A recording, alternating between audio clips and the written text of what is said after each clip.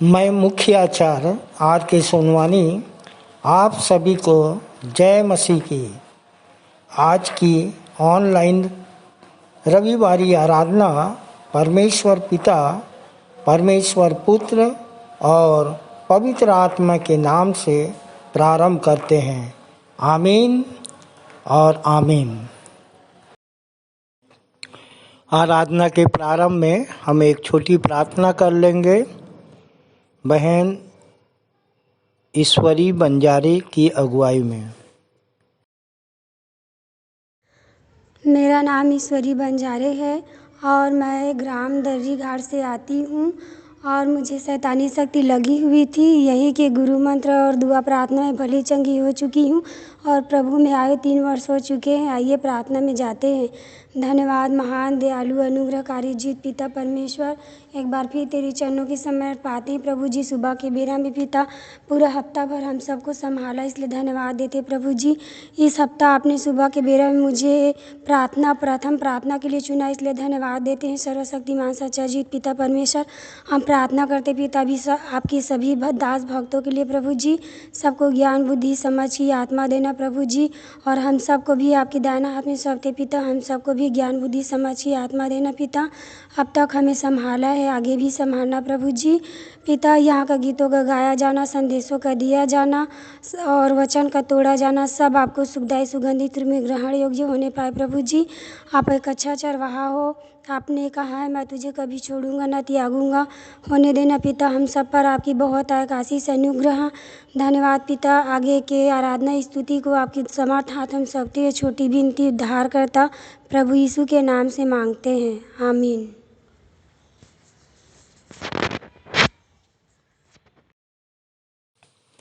आइए गीतों को गाने के द्वारा परमेश्वर की महिमा करेंगे और इस समय पहला गीत गा लेंगे स्तुति के गीत से 246 नंबर, मन का दीप जला जीवन दीप जला। आइए हम सब परमेश्वर की महिमा के लिए गीत गा लेंगे। गीत का नंबर है स्तुति के गीत से 246, मन का दीप जला जीवन दीप जला।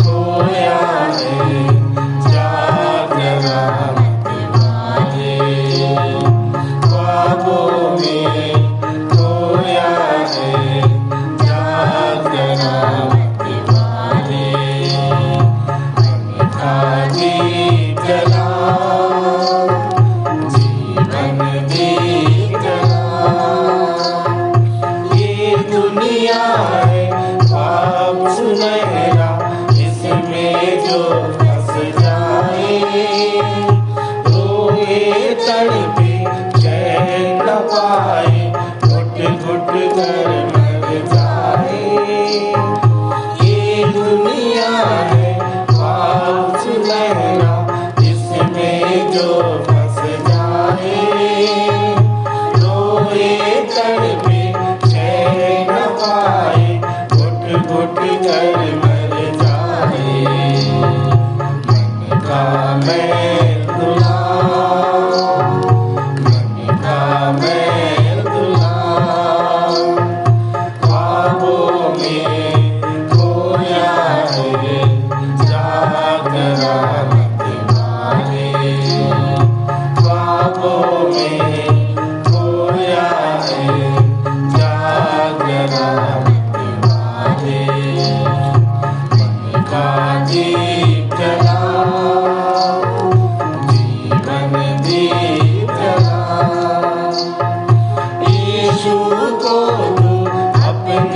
जीवन में अपना मीत बना ले।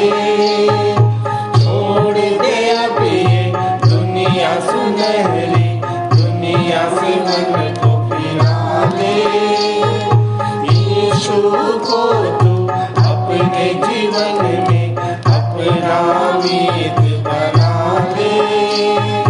छोड़ दे अब ये दुनिया सुनहरी, दुनिया से मन को फिरा ले। होगा तेरा भला, होगा तेरा भला। ख्वाबों में खोया है, जागरा मत वाले। ख्वाबों में खोया है, जागरा मत वाले। मन का दीप जला, जीवन दीप जला।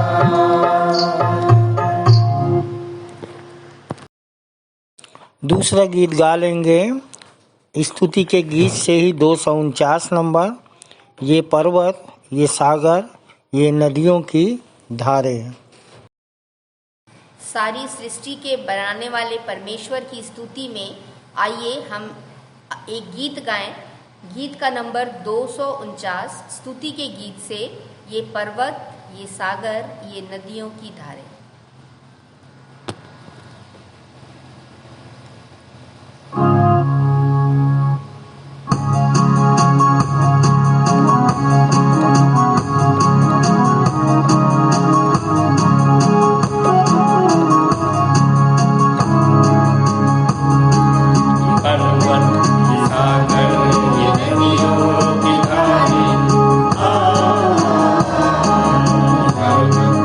सागर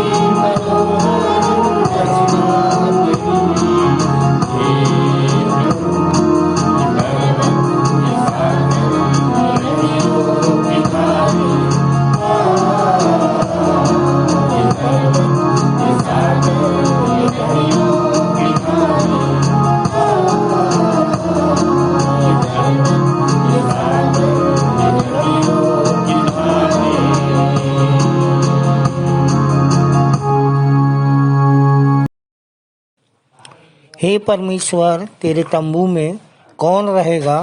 तेरे पवित्र पर्वत पर कौन बसने पाएगा? वह जो खराई से चलता और धर्म के काम करता है और हृदय से सच बोलता है, जो अपनी जीभ से निंदा नहीं करता और न अपने मित्र की बुराई करता और न अपने पड़ोसी की निंदा सुनता है।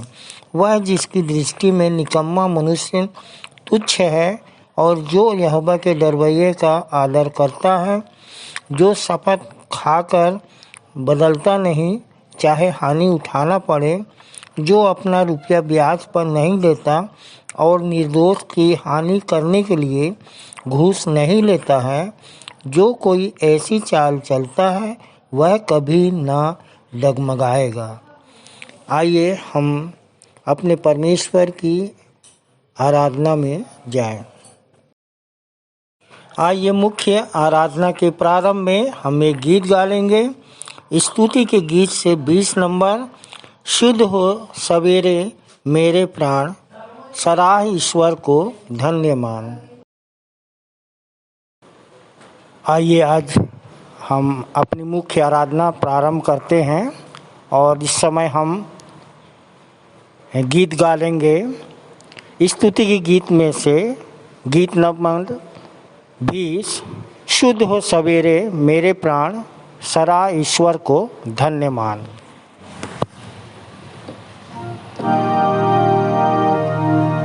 शुद्ध हो सवेरे मेरे प्राण, सराह ईश्वर को धन्यवाद। अभी भी है हुआ बिहान, प्रभु की दया है पार। प्रभु तुझे सराहता है और तेरी स्तुति करता हूँ। तेरा दिन का नौनिहाल, तू है अटल और कृपावान। अंधकार के भय और बंधन से मुझे दिलाया तेरा स्नेह। हे प्रभु आओ हर समय, कर मेरी रक्षा और सहाय। सड़कों पर मुझे तू चला और फिसल जाने से बचा। परीक्षा में हो मेरी धाम और पाप को मुझे छूट गया। हे पिता आपकी कृपा से दिन भर तू सुनी मेरी है। रहती तब यीशु मेरे पास, हे आत्मा मुझ में कर निवास।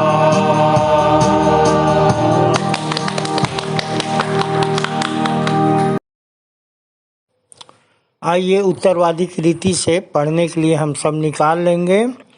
कुलिस्सियों 3 अध्याय जिसका 1 से 17 पद तक पढ़ लेंगे।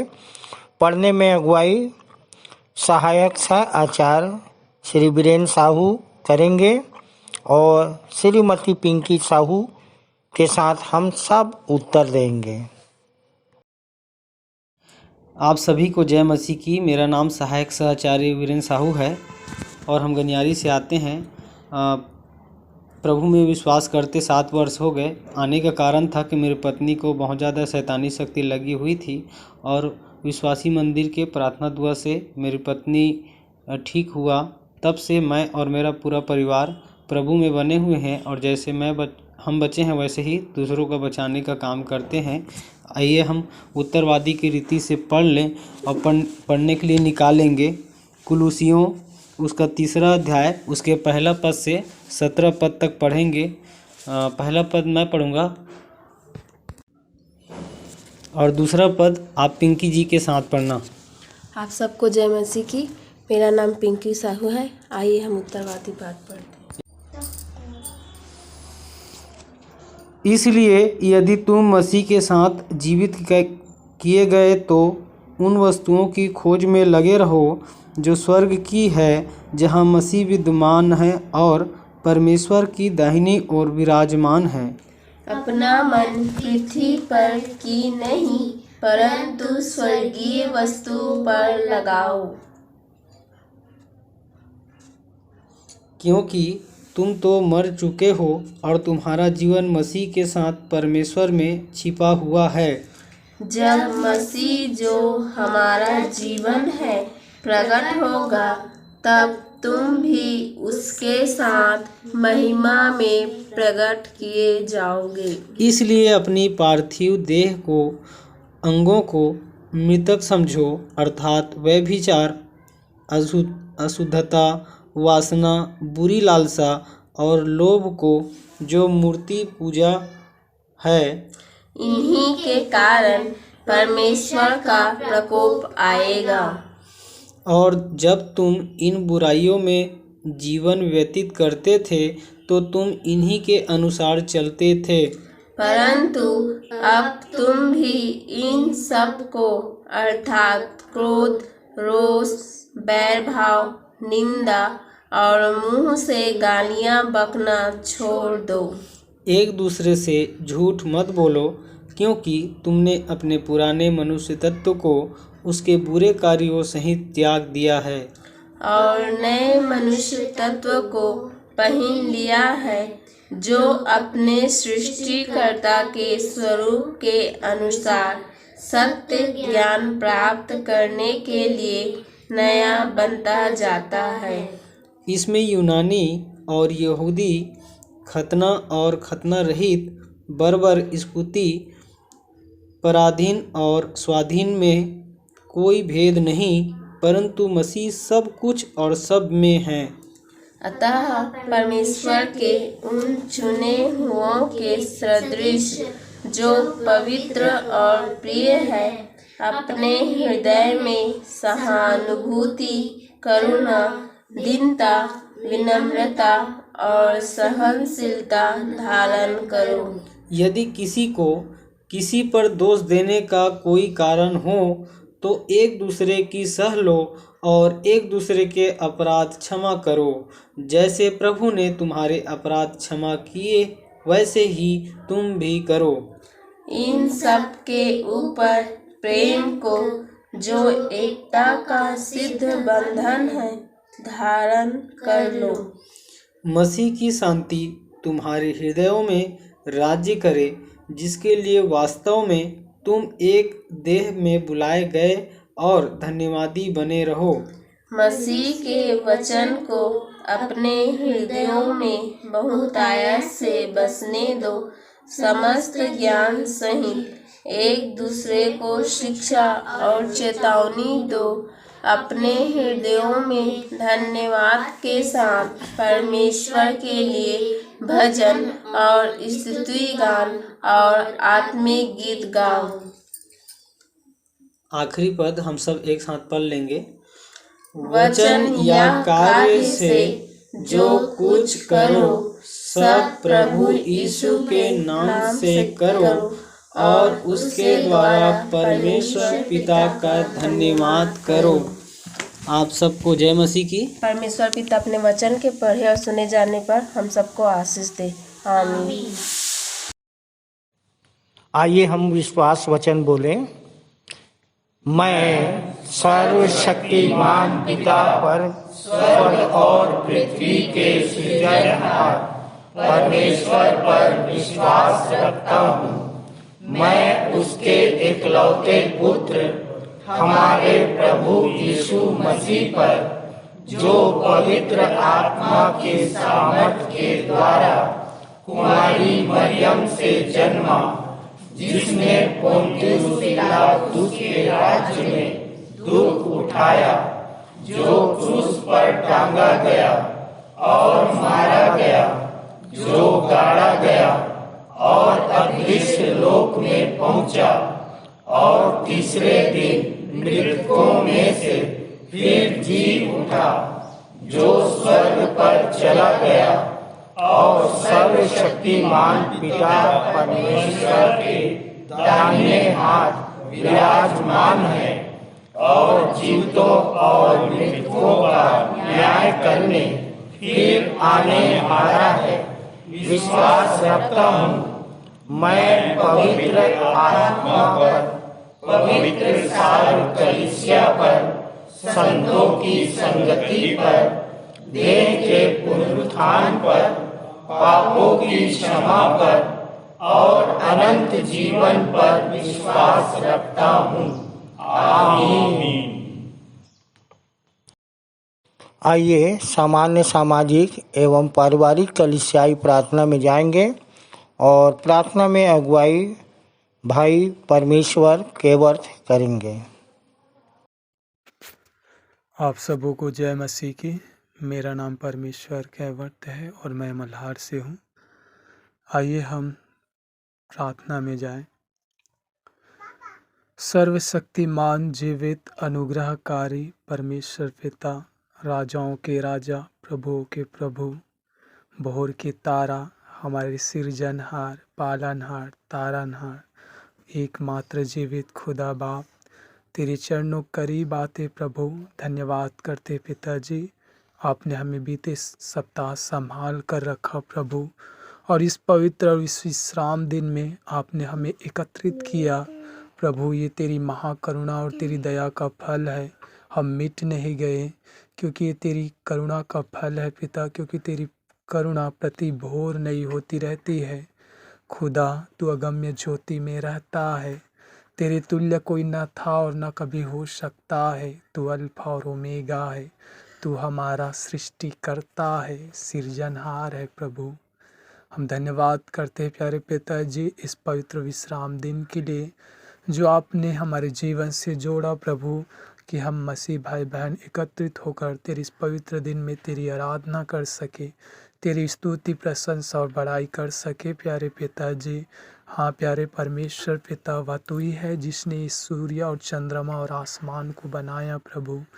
हाँ प्यारे परमेश्वर पिता, और आपने इन सबसे बढ़कर आपने हमें बनाया प्रभु तेरे निकट प्रेम और तेरी सच्चाई के लिए प्यारे पिता। हम तहे दिल से तेरा शुक्रिया करते पिता, तेरा धन्यवाद करते प्रभु।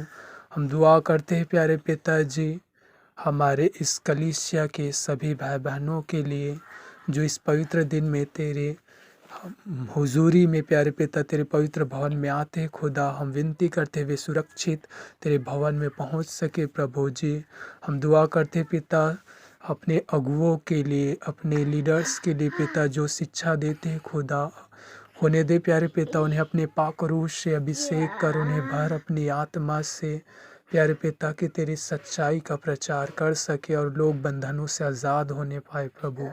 हम दुआ करते हैं पिता संडे स्कूल के बच्चों के लिए, टीचर्स के लिए खुदा, उन्हें दे विशेष करके उन बच्चों के लिए पिता जो संडे स्कूल में प्यारे पिताजी जाते खुदा, उन्हें अपनी बुद्धि से भरना प्यारे पिता कि आने वाले समय में वे बच्चे प्यारे पिताजी इस मंदिर के खंभे बन सके प्यारे पिता।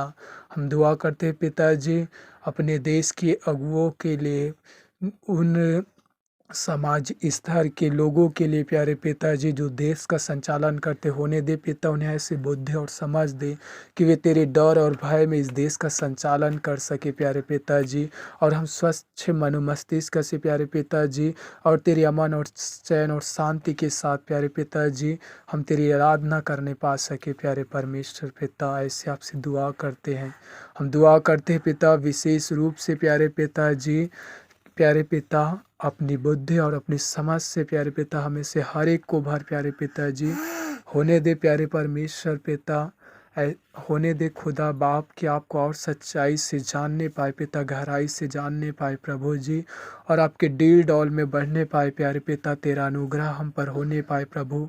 और आज के इस पवित्र दिन में प्यारे पिता जितने भाई बहनों को जो जो जिम्मेदारी दी गई है खुदा, चाहे वो संदेश हो, चाहे वो गीतों का गाया जाना हो खुदा, हर एक आपको ग्रहण योग्य होने पाए खुदा बाप, हर एक तेरी अगुवाई में हो सके पिता, पवित्र आत्मा इसका संचालन करने पाए होने दे प्यारे पिताजी। आपकी अगुवाई में प्यारे पिता आज का संचालन पूर्ण होने पाए प्रभु, ऐसे आपसे दुआ करते हैं प्यारे पिताजी। आज की आराधना में आप ही अल्फा और ओमेगा होइएगा प्यारे पिताजी। ऐसे आपसे दुआ करते प्यारे पिता, सब बातों में आदर महिमा सम्मान आपको देते पिता। विश्वास करते पिता आपने हमारी प्रार्थना को सुना। इस दुआ को प्रभु यीशु मसीह के नाम से मांगते हैं, आमीन आमीन। ये समय है संदेश का और हमारे लिए संदेश लेके आ रही है कुमारी अनुग्रह कुर्रे, और जिसका विषय है परमेश्वर की इच्छा अनुसार चलने में है बुद्धिमानी।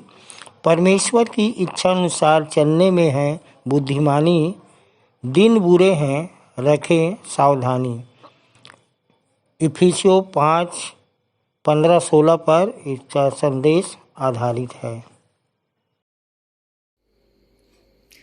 आप सभी को जय मसीह की। मेरा नाम कुमारी अनुग्रह कुर्रे है और इस विश्वासी मंदिर से जुड़े हुए मुझे 19 वर्ष हो चुके हैं और अभी मैं एक कॉलेज स्टूडेंट हूँ। मैं सर्वप्रथम परमेश्वर पिता का धन्यवाद देती हूँ कि उन्होंने मुझे ये अवसर प्रदान किया कि मैं आप सभी के साथ उसके वचनों को बांट सकूँ, और अपने संचालक मंडल का भी धन्यवाद देती हूँ कि उन्होंने मुझे इस योग्य समझा और मुझे चुना कि मैं यहाँ पर उपस्थित होकर आप लोगों के साथ वचन शेयर कर सकूं। मुझे जो टॉपिक मिला था बोलने के लिए वह यह है, परमेश्वर की इच्छा अनुसार चलने में है बुद्धिमानी, दिन बुरे हैं रखें सावधानी, जो कि इफिसियों 5 उसके 15वें और 16वें वचन पर आधारित है। तो सबसे पहले आइए मैं उस वचन को आपके सामने पढ़ देती हूँ। यहाँ पर इस प्रकार लिखा है, इसलिए ध्यान से देखो कि कैसी चाल चलते हो, निर्बुद्धियों के समान नहीं पर बुद्धिमानों के समान चलो, अवसर को बहुमूल्य समझो क्योंकि दिन बुरे हैं। तो 15वें वचन के अनुसार सबसे पहले गौर करते हैं कि हम कैसी चाल चलते हैं, और चाल चलन से यहाँ पर यह अर्थ यह निकलता है कि हम अपना जीवन कैसे व्यतीत करते हैं या हम अपना जीवन कैसे बिताते हैं। अगर हम सोचें इस विषय पर, अगर हम सोचें तो यह जीवन हमें परमेश्वर की इच्छा अनुसार जीने के लिए ही दिया गया है। हमें उसकी स्तुति प्रशंसा करने के लिए इस जीवन को दिया गया है, उसके कामों को पूरा करने के लिए दिया गया है। लेकिन यह हमारे ऊपर भी होता है कि हम अपने मन के हिसाब से चलना चाहते हैं या उसकी इच्छा को पूरी करना चाहते हैं। अब यहाँ पर सबसे बड़ा सवाल आता है कि परमेश्वर की इच्छा क्या है। लूका 10:27 के अनुसार परमेश्वर की इच्छा यह है, तू प्रभु अपने परमेश्वर से अपने सारे मन, अपने सारे प्राण, अपनी सारी शक्ति और अपनी सारी बुद्धि के साथ प्रेम रख और अपने पड़ोसी से अपने समान प्रेम रख। और अगर हम इस इच्छा को पूरी करते हैं तो 2 कुरिन्थियों 5:17 के अनुसार हम नई सृष्टि हैं और नई सृष्टि में प्रवेश करने का अधिकार प्राप्त करते हैं। और नई सृष्टि से यहाँ पर अर्थ यह निकलता है कि अनंत जीवन में प्रवेश करने का अधिकार हम प्राप्त करते हैं। अब आइए हम टॉपिक के दूसरे भाग पर अगर गौर करें तो 16वें वचन के अनुसार सबसे पहले हमें 3 बातों को समझने की आवश्यकता है। पहला अवसर, दूसरा बहुमूल्य और तीसरा बुरे दिन। सबसे पहले अवसर का मतलब यह होता है कि मौका मिलना, और इस जीवन में हमें से हर एक को, इस शारीरिक जीवन में हमें से हर एक को परमेश्वर की इच्छा अनुसार चलने का मौका जरूर मिलता है, पर यह हमारे ऊपर होता है कि हम संसारिकता को चुनते हैं, संसारिकता की ओर जाते हैं या परमेश्वर को चुन लेते हैं। दूसरी बात है कि बहुमूल्य होना। बहुमूल्य शब्द का अर्थ यह होता है बेशकीमती होना या प्रीशियस होना, और जैसे कि हीरा एक बेशकीमती पत्थर है। पर अगर हम बाइबल के हिसाब से देखें तो यीशु मसीह के विषय में यह लिखा है कि जिस पत्थर को राजमिस्त्रियों ने निकम्मा ठहराया वही कोने का सिरा हो गया। तीसरी बात यह है, बुरे दिन से हम क्या समझते हैं। बुरे दिन से हम यह समझ सकते हैं कि मनुष्य के जीवन में दुख, समस्या, पीड़ा और व्यर्थ की बातें हमेशा बनी रहती हैं। और अगर हम उत्पत्ति 6:5 के अनुसार देखें तो मनुष्य के मन में जो कुछ उत्पन्न होता है वह निरंतर बुरा ही उत्पन्न होता है। मन की इसी बुराई के कारण, हमारे मन की इसी बुराई के कारण संसार में पाप, व्याभिचार, मूर्ति पूजा आदि बुराइयां पाई जाती हैं। जब मनुष्य पाप में नहीं गिरा था, जब हम अदन की वाटिका में थे, तब सिंह और हिरण भी साथ साथ रहा करते थे। भूमि श्रापित नहीं थी, हमारे बीच में बुराइयां नहीं थी, मृत्यु नहीं आई थी, और वह हमारे अच्छे दिन हुआ करते थे। पर जैसे ही आदम और हवा ने पाप किया और आज्ञा का उल्लंघन किया, तो हमारे बीच में हमारे बुरे दिन आए, और आज तक हमारे बुरे दिन चल रहे हैं। थोड़ा समय हम कुछ उदाहरणों को देखेंगे कि बाइबल के अनुसार कुछ उदाहरणों को देखेंगे किन्होंने अवसर को बहुमूल्य जाना और अपने बुरे दिनों में परमेश्वर की इच्छा को पूरी किया, और किन्होंने नहीं किया, ये भी हम देखेंगे। तो सबसे पहले देखते हैं कि किन्होंने परमेश्वर की इच्छा को पूरी किया। पहला, हम सब अब्राहम को जानते हैं। जब अब्राहम को परमेश्वर ने कहा कि तू अपने बेटे को बलिदान कर दे, मुझे अपने बेटे को बलिदान कर दे, उसने एक पल के लिए भी नहीं सोचा, एक क्षण के लिए भी उसके मन में शंका नहीं आई कि मैं अपने बेटे को कैसे बलिदान कर दूं। उसने तुरंत कहा कि हाँ प्रभु, आप जैसा कहते हैं मैं करने को तैयार हूं। और हम यह भी देखते हैं कि वह उस जगह पर उस अपने बेटे को बलिदान करने के लिए लेकर भी जाता है, लेकिन वहां पे परमेश्वर उसे रोक देता है, और अब्राहम ने यह काम करके अपना विश्वास अपने परमेश्वर की ओर प्रकट किया, और आज वह विश्वासियों का पिता कहलाता है। रूत के विषय में अगर हम देखें तो रूत को जब अवसर मिला, रूत एक अन्य जाति स्त्री थी, वह इजरायली नहीं थी, एक अन्य जाति स्त्री थी। जब रूत को अवसर मिला तब उसने ओर्पा के समान संसारिकता में वापस जाने का निर्णय नहीं लिया। उसने उस समय पर उस अवसर को बहुमूल्य जाना और अपने सास के परमेश्वर को उसने चुन लिया। उसने अपनी सास को पकड़े रखा और उसने परमेश्वर को जाना और उस समय को बहुमूल्य समझा। और आज हम देखते हैं कि यीशु मसीह की वंशावली में उसका नाम पाया जाता है। अय्यूब के विषय में हम सबने सुन रखा होगा कि उसने इस दुनिया की सारी तकलीफें, दुख, विपत्तियां सब कुछ सहा। क्या कुछ नहीं होगा जो उसने नहीं सहा है। लेकिन आखिरी में भी अय्यूब कहता है कि परमेश्वर ने दिया, परमेश्वर ने लिया, परमेश्वर का नाम धन्य है। और इसी जीवन में, इसी शारीरिक जीवन में उसने दुगनी आशीषें परमेश्वर की ओर से प्राप्त की। बहुत ज्यादा आशीषित हुआ वो। आगे हम बढ़ते हैं तो सारपत की विधवा के विषय में अगर हम देखें तो उसने एलिशा को अपने घर की आखिरी रोटी तक खिला दी। उसने यह नहीं सोचा कि मैं क्या खाऊंगी या मेरा बेटा क्या खाएगा, क्योंकि उस समय अकाल था। मैं क्या खाऊंगी, मेरा बेटा खाएगा क्या खाएगा, ये सब उसने नहीं सोचा, और उसने एलिशा को बड़े हर्ष से उसने खिला दिया। और उसको उसका नतीजा यह मिला कि 3.5 वर्ष तक अकाल के समय में उसकी कुप्पी का तेल और उसके घड़े का आटा खत्म नहीं हुआ।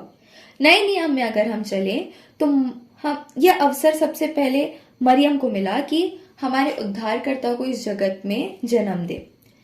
मरियम चाहती तो कह सकती थी कि यह मुझसे नहीं हो पाएगा, या लोग क्या कहेंगे, मैं नहीं कर पाऊंगी, लेकिन उसने ये सब नहीं कहा। उसने कहा कि परमेश्वर आपकी जैसी आज्ञा मुझे स्वीकार है। उसने उस अवसर को बहुमूल्य जाना और आज सारी स्त्रियों में वह धन्य कहलाती है। पौलुस के विषय में भी हम जानते हैं कि उसको अवसर मिलने पर उसने अपना पद छोड़ दिया और यीशु मसीह के पीछे चलने लगा, और इस बात को वह समझ पाया कि जीना मसीह है और मर जाना लाभ है। यीशु मसीह के चेलों के विषय में भी अगर हम देखें तो उन्होंने अपना पूरा घर बार छोड़कर यीशु मसीह के पीछे चले, और उन्होंने ऐसा नहीं कि उन्होंने आशीषें प्राप्त नहीं की, उन्होंने बहुत सारी आशीषें प्राप्त की।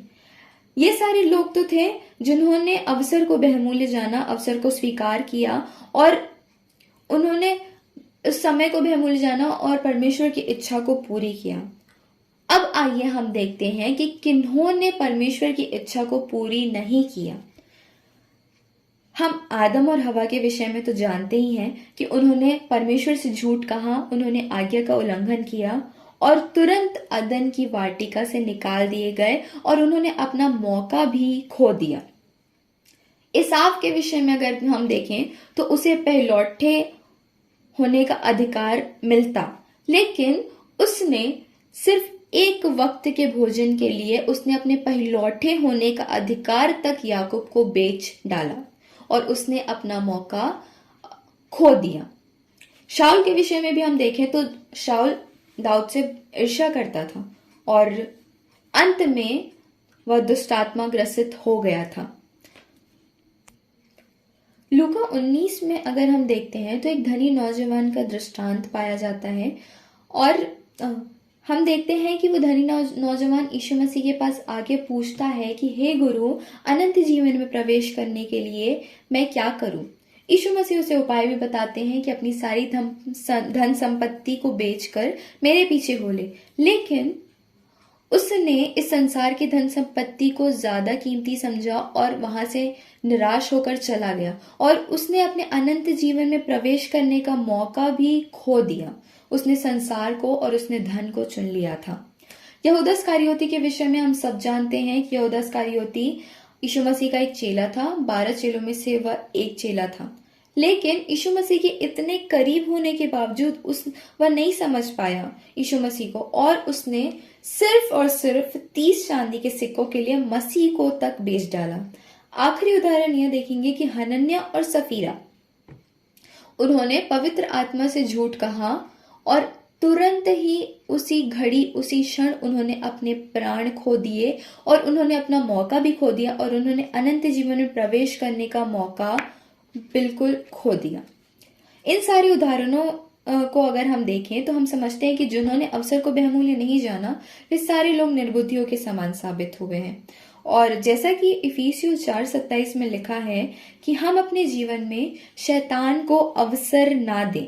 जिन लोगों ने समझा वे बुद्धिमान साबित हुए और अगर इस नजरिए से भी देखें तो बुद्धिमान ही होगा जो अवसर को बहुमूल्य समझ पाएगा और सावधानी रख पाएगा। हम में से हर एक, विशेष करके विश्वासी भाई बहन, अपने आप को जांचें कि हम अपना जीवन, हम अपना समय इस जीवन में कैसे व्यतीत करते हैं। क्या हम इस समय को परमेश्वर की महिमा स्तुति करने के लिए व्यतीत कर रहे हैं? क्या उसके कामों को हम कर रहे हैं? जैसे कि रोमियो 14:12 में लिखा हुआ है कि हम में से हर एक को अपना लेखा देना होगा और परमेश्वर सच में हमसे पूछेगा कि हमने इस समय का सदुपयोग कैसे किया, तो हम तैयार रहें कि हम उसे क्या जवाब देंगे। तो सवाल यहाँ पर यह आता है कि हम करें क्या और सावधानी हम किस बात से रखें। तो सबसे पहले एक वचन देखेंगे, गलातियों 6:10 के अनुसार, जहां तक अवसर मिले हम सबके साथ भलाई करें, विशेष करके विश्वासी भाइयों के साथ हम भलाई करें। दूसरा कुरिन्थियों 6:3 में भी लिखा है कि हम किसी बात में ठोकर खाने का कोई भी अवसर ना दें ताकि हमारी सेवा पर दोष आए। सावधानी हम किन किन चीजों से रख सकते हैं, इस विषय पे भी हम देख लेंगे कि सावधानी हम रख सकते हैं कुछ बातों में। पहला थिस्सलुनीकियों 4:3 के अनुसार, पवित्र बने, व्यभिचार ना करें, हम व्यभिचार से दूर रहें। पहला थिस्सलुनीकियों 5:18 के अनुसार, हम अपने परमेश्वर को धन्यवाद दें, निरंतर हम अपने परमेश्वर को धन्यवाद दें, हर समय, हर पल, हर घड़ी हम अपने परमेश्वर को धन्यवाद दें। यिर्मयाह 10:2 के अनुसार, अन्य जातियों की सी चाल हम बिल्कुल भी ना चलें। और आखिरी वचन यह है, इस संदेश को मैं समाप्त करूंगी, यह आखिरी वचन आपके सामने रखे। यूहन्ना 9:4 के अनुसार, वह रात आने वाली है जिसमें कोई कुछ भी काम नहीं कर पाएगा। और इस समय हम गौर करें कि उस रात के आने से पहले हम सारे लोग दिन ही दिन में परमेश्वर के कामों को कर लें और सावधानी रखते हुए अपना जीवन व्यतीत करें, ताकि हम आखिरी समय में हमें पछताना ना पड़े कि हमने अपना मौका, हमें जो वह बहुमूल्य अवसर जो हमें प्राप्त हुआ था उससे हमने गवा दिया। तो यही कहकर मैं समाप्त करूंगी और परमेश्वर अपने छोटे से इस वचन पर आशीष दे, इस छोटे से विचार चिंतन मनन पर आशीष दे। आप सभी को जय मसीह की।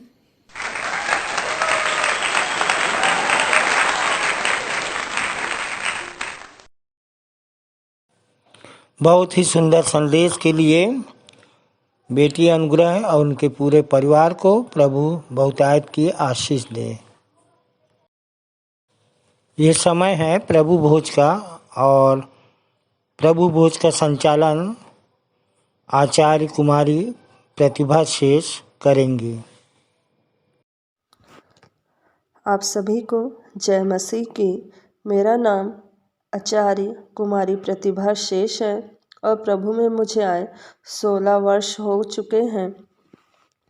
और प्रियो, जो मुझे विषय दिया गया है वो प्रभु भोज का संचालन है और मैं आप लोगों के सामने आज रोटी और दाखरस का हमारे जीवन में क्या महत्व है, कुछ बातें आप लोगों के बीच रखूंगी। जो परमेश्वर ने मुझे बुद्धि दिया, परमेश्वर ने मुझे जो समझाया, वही चीज़ें मैं आप लोगों के बीच रखना चाहती हूँ।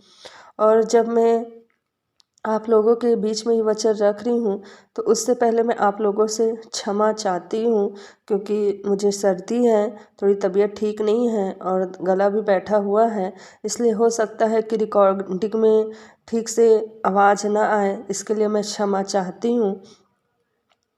और प्रियो, जिस प्रकार हम उत्पत्ति में पढ़ते हैं, क्योंकि परमेश्वर ने आदम को उत्पत्ति में बनाया था और अब लिखा है वहाँ पे कि परमेश्वर ने अपने स्वरूप में उसे बनाया और अपनी आत्मा उसके अंदर फूंक कर दिया था। परंतु जब आदम ने फल खाया तो वह शापित हो गया और उसके जीवन में शाप आ गया और उसने अपने स्वरूप को खो दिया।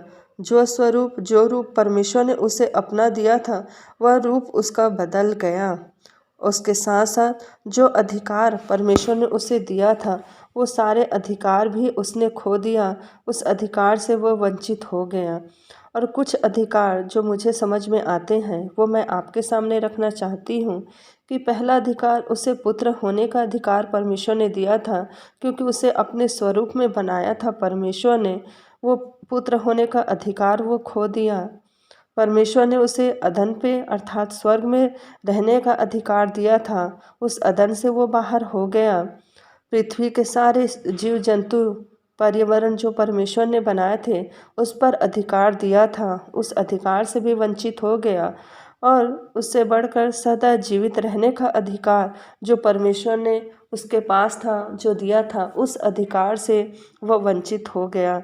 प्रियो, इन सबसे बड़ी चीज़ जो आदम ने खोया था वह है अपना स्वरूप। मतलब आदम अपने आप को खो दिया, अपने रूप को खो दिया, अपना व्यवहार खो दिया। जो व्यवहार परमेश्वर ने अपना व्यवहार उसके अंदर डाला था, उस व्यवहार को उसने खो दिया और फल खाने की वजह से वो श्रापित हो गया और उसके अंदर जो गुण आ गए, वो शैतान के गुण आ गए। वो परमेश्वर की आज्ञा उसने तोड़ दिया। वो झूठ बोलने लगा, वो परमेश्वर से छुपने लगा, वो दोष लगाने लग गया। और ये जो सारे गुण हैं वो परमेश्वर के नहीं, वो शैतान के ही हैं। क्योंकि परमेश्वर ने जो गुण डाले थे, उस गुण से वो विपरीत हो गया और श्राप उसके अंदर आ गया। लेकिन प्रियो, जब हम नए नियम में पढ़ते हैं तो हम देखते हैं कि यीशु मसीह ने हमारे लिए अपने आप को दे दिया और अपने आप को हमारे रूप में ढाल लिया, अपना स्वरूप बदल दिया। उत्पत्ति में देखते हैं कि परमेश्वर ने अपने रूप में आदम को बनाया। लेकिन जब हम नए नियम में पढ़ते हैं, जब हम यीशु मसीह के जीवन को देखते हैं, तो यीशु मसीह अपना स्वर्गीय रूप बदलकर मनुष्य के रूप में पृथ्वी पर आ गया। उसने हमारा रूप ले लिया, मनुष्य का रूप ले लिया, ताकि हमें जीवन दे सके। इसलिए उसने अपने आप को दे दिया क्रूस पर, क्रूस की सारी पीड़ा सह ली, अपना देह, अपना पूरा शरीर उसने हमारे लिए तोड़ दिया कि हमें जीवन मिले। और उस बलिदान के द्वारा उसने हमारे लिए प्रभु भोज की ब्यारी ठहराई। और जैसा कि हम जानते हैं, जब हम यूहन्ना में पढ़ते हैं, यूहन्ना उसका 6वां अध्याय, उसमें हम पढ़ते हैं कि जहाँ पे इस प्रकार लिखा हुआ है कि उसके 6:53 से अपन पढ़ते हैं, तो वहाँ इस प्रकार लिखा है कि यीशु ने उनसे कहा, मैं तुमसे सच सच कहता हूँ कि जब तक तुम मनुष्य के पुत्र का मांस ना खाओ और उसका लहू ना पियो, तुम में जीवन नहीं। जो मेरा मांस खाता और मेरा लहू पीता है, अनंत जीवन उसी का है, और मैं उसे अंतिम दिन फिर जिला उठाऊंगा। क्योंकि मेरा मांस वास्तव में खाने की वस्तु है और मेरा लहू वास्तव में पीने की वस्तु है। तो प्रियो, यहाँ पे यीशु मसीह क्यों अपना मांस खाने के लिए हमें दे रहे हैं, अपना लहू हमें पीने के लिए दे रहे हैं? क्योंकि यीशु मसीह चाहते हैं कि जो रूप हमने उत्पत्ति में खो दिया था, वही रूप हम वापस प्राप्त कर सकें, उसके मांस में का मांस, उसके लहू में का लहू बन सके।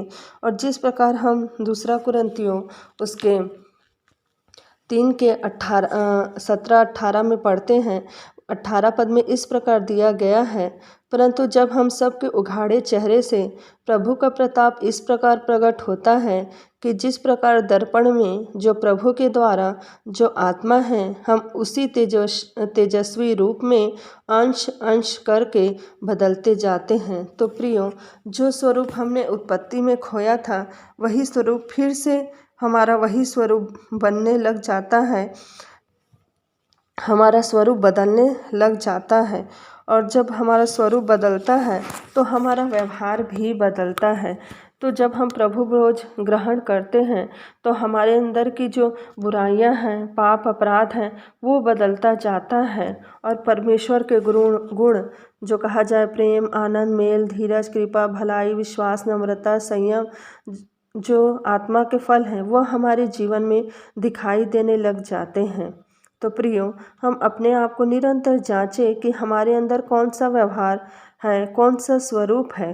प्रभु भोज ग्रहण करने के बाद हमारे जीवन में परिवर्तन हो रहा है कि नहीं? अगर परिवर्तन नहीं हो रहा है तो हम परमेश्वर के स्वरूप में नहीं बदल रहे हैं, और अगर हमारा प्रभु भोज करना भी व्यर्थ ही है ठहरेगा। प्रियो, अगर हमारे जीवन में परिवर्तन है, हमारे व्यवहार में परिवर्तन है, तो जो अधिकार हमने खो दिया था उत्पत्ति में, वह अधिकार हमें फिर से मिलने लगता है। हम परमेश्वर के पुत्र और पुत्रियां कहलाने लग जाते हैं। हमें स्वर्ग में रहने का अधिकार मिल जाता है। अर्थात 1 कुरिन्थियों 3:16 में जिस प्रकार दिया गया है कि क्या तुम नहीं जानते कि तुम परमेश्वर का मंदिर हो और परमेश्वर का आत्मा तुम में वास करता है? तो परमेश्वर की आत्मा हमारे ही अंदर वास करने लग जाता है, और जहाँ परमेश्वर की आत्मा है वहाँ स्वर्ग है। हमें अनंत जीवन का अधिकार मिल जाता है। और जिस प्रकार हम मरकुस उसके 16 का 17-18 में हम 16-17-18 में पढ़ते हैं, जहाँ इस प्रकार लिखा है कि जो विश्वास करे और बपतिस्मा ले उसी का उद्धार होगा, परंतु जो विश्वास ना करेगा वह दोषी ठहराया जाएगा। विश्वास करने वालों में यह चिन्ह होंगे कि वे मेरे नाम से दुष्ट आत्माओं को निकालेंगे, नई नई भाषा बोलेंगे, सांपों को उठा लेंगे, और यदि वे प्राणनाशक वस्तु भी पी जाएं तो भी उनकी कुछ हानि न होगी। वे बीमारों पर हाथ रखेंगे और वे चंगे हो जाएंगे। तो प्रियो, ये सारे अधिकार हमें मिलने लग जाते हैं। तो प्रियो, जैसे हम अपने जीवन में देखते हैं, हम सभी विश्वासी भाई बहन हैं, और हम पहले का जीवन देखते हैं और आज का जीवन देखते हैं कि आज हम प्रार्थना, बहुत से लोग फ़ोन में या कहा जाए ऐसी हमें प्रार्थना के लिए कहते हैं, और जब हम उनके लिए प्रार्थना करते हैं तो बहुत से लोग, जैसे विश्वासी मंदिर आते हैं, वहाँ से बहुत सारे लोग आते हैं, दुखित हैं, परेशान हैं अपने जीवन में, चाहे कर्ज के द्वारा हो, चाहे बीमारियां हो, शैतानी शक्तियां हों। और ये सारी चीज़ें हम अपने मंदिर में देखते हैं कि कैसे शैतानी शक्तियां निकलती हैं, कैसे कर्जदारों को कर्ज से छुटकारा मिलते जाता है, कैसे परमेश्वर का सुसमाचार सुनाया जाता है। और ये सारे काम हम, अब जो वचन कहता है वही काम हम अपने जीवन में हम देखने पाते हैं। तो प्रियो, अंश अंश करके वो सारे हम परमेश्वर के स्वरूप में भी बदलते जाते हैं, और वो अधिकार हमारे जीवन में दिखाई देने लग जाता है। तो प्रियो, जब ये सारे अधिकार हमें मिलने लगते हैं तो उस अधिकार का हमें उपयोग करना है।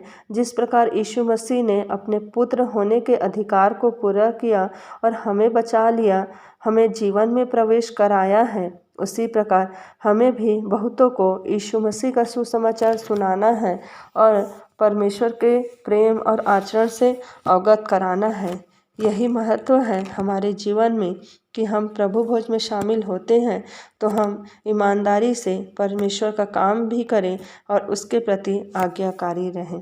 परमेश्वर इस संदेश के द्वारा हम सभी को बहुतायत की आशीष दें। आप सभी को जय मसीह की। आमीन। प्रभु भोज पर सुंदर संदेश के लिए आचार्य प्रतिभा शेष और उनके पूरे परिवार को प्रभु बहुतायत की आशीष दे। आइए हम अपनी अपनी भेंटों एवं धन्यवादी भेंटों को देने के द्वारा परमेश्वर की महिमा करेंगे और इस समय हम गीत गा लेंगे। स्तुति के गीत से 6 नंबर, धन्यवाद सदा प्रभु ख्रिस्त तुझे, तेरे सम्मुख शीश नवाते हैं।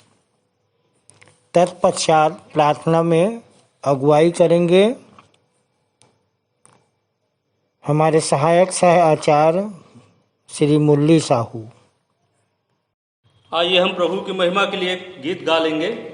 स्तुति के गीत क्रमांक 6 से, और गीत के बोल हैं, धन्यवाद सदा प्रभु ख्रिस्त तुझे, तेरे सम्मुख शीश नवाते हैं।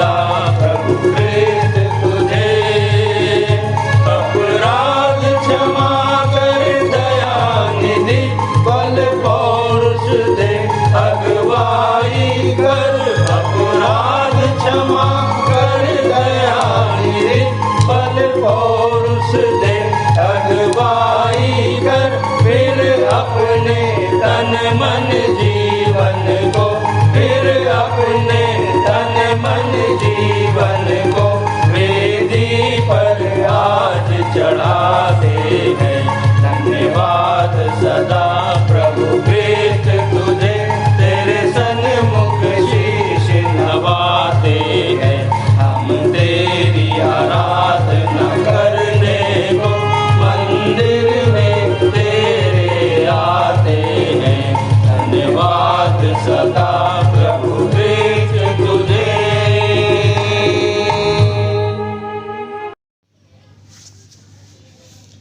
आप सबको जय मसीह की। मेरा नाम मुरली साहू है। आइए भेंट के लिए प्रार्थना करें। सर्वशक्तिमान जीवित उद्धार करता पिता परमेश्वर, बड़े विश्वास के साथ तेरे चरणों के समीप में आते हैं और धन्यवाद देते हैं पिता परमेश्वर। आप हर एक उतार चढ़ाव में, हर एक परिस्थिति में पिता परमेश्वर आप हमारे साथ रहते हैं प्रभु। पिता परमेश्वर हम धन्यवाद देते हैं पिता परमेश्वर। हर एक पड़ाव में पिता परमेश्वर आप हमें मदद करते हैं प्रभु। आपको धन्यवाद करते हैं पिता परमेश्वर। प्रार्थना करते हैं सर्वशक्तिमान पिता परमेश्वर, जिस छोटे बड़े हाथ ने पिता परमेश्वर आपके सम्मुख में पिता परमेश्वर अपने भेंट रखे हैं प्रभु जी, तो होने देना पिता परमेश्वर उनके जीवन में बहुतायत के आशीष हो पिता परमेश्वर, और ऐसे स्वर्ण अवसर बार बार आने पाए प्रभु जी। प्रार्थना करते हैं पिता परमेश्वर, जो भेंट आपके सम्मुख में रखे हैं प्रभु जी, आपके धर्म और राज्य के खोज के लिए उपयोग किया जा सके प्रभु। और पिता परमेश्वर प्रार्थना करते हैं पिता परमेश्वर, हमें मौद्रिक मानसिकता से बचा, परंतु हमें निर्बलता में सामर्थ्य की सिद्धि प्रदान कर पिता परमेश्वर।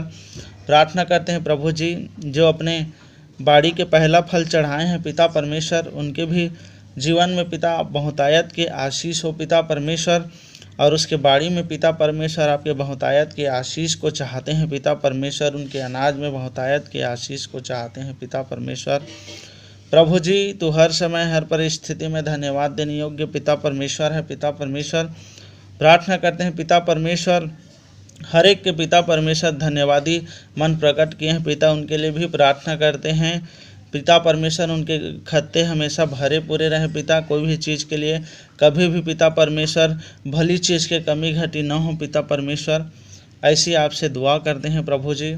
प्रार्थना करते हैं पिता परमेश्वर, आगे की आराधना को पिता परमेश्वर आपके सर्व सामर्थी और दाहिने हाथ में समर्पित करते हुए, आदर गौरव महिमा आपको देते हुए, छोटी सी विनती को उद्धारकर्ता प्रभु यीशु मसीह के नाम में मांगते हैं, आमीन आमीन।